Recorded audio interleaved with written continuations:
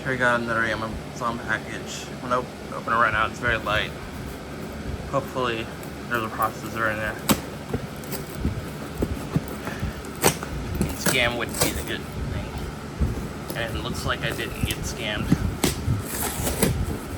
Of course, scamming is a crime. I would report them. Cut my shipping label off.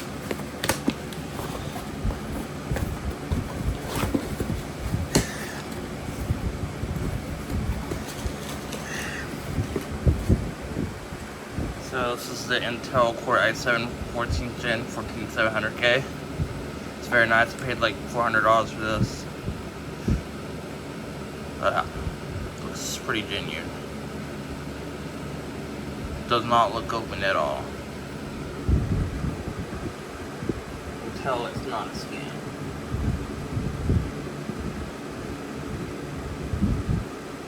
It's promising. Yep. That's it. Thanks for watching. I don't even need to open it. You can see the processor right there. Thanks for watching.